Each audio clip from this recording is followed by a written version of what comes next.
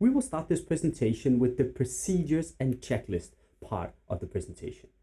Let's first define, and let me ask you, what are procedures? What are procedures for? Procedures are designed in a multi-crew environment to lay out a common working practice when multiple people are working together. We rely heavily on this. However, this is not aviation specific. In all multi-crew environments, procedures are laid out to identify who's doing what needs to be done, and to ensure that everything is done in the same manner, with emphasis on the same safety-related, efficiency-related items all the time. Procedures will outline who is doing what, when it needs to be performed, and how it needs to be performed.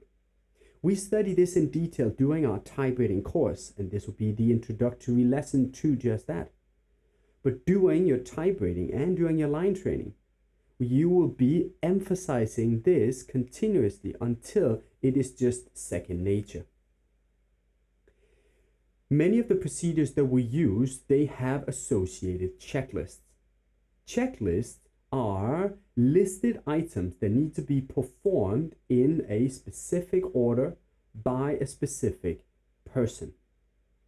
Checklists will outline who is doing what and the actions, and they can be performed either as read and do or as challenge and response. It's important to emphasize here that checklist is part of a procedure. A procedure is the overall procedure that has to be completed, whereas the checklist is a list of the items in a chronological order. A checklist does not necessarily define any specific information, notes, etc. on how to do it. It lists who's doing it and what needs to be done in a brief manner. Individual to each procedure is also the standard calls that comes with that type of procedure. It's actually how procedures are grouped together. We have standard callouts for normal procedures.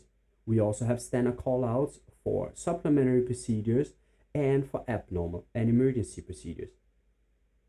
The phraseology that is used within each procedure is going to be outlined in this presentation as we go through each procedure category. And for each procedure, we also have task sharing. We will define at the end of the presentation the task sharing, but individual to the procedures is the task sharing because it changes between normal procedures and abnormal procedures. Even supplementary procedures have their own task sharing rules.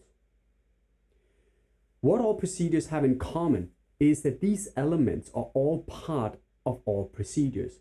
However, each procedure is different, and each procedure have their own task sharing, their own callouts, their own use of checklists, and who's doing what. And therefore, we categorize procedures independent of each other.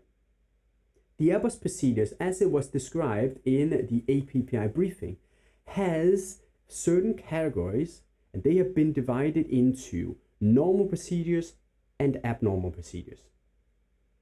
Now, to make it simpler to understand how they are different from each other, we have chosen to divide them into normal procedures, consisting of standard operating procedures, SOPs, system-related procedures, SRPs, supplementary procedures, SUP, special operations, and then abnormal and emergency procedures down here at the bottom, including memory items.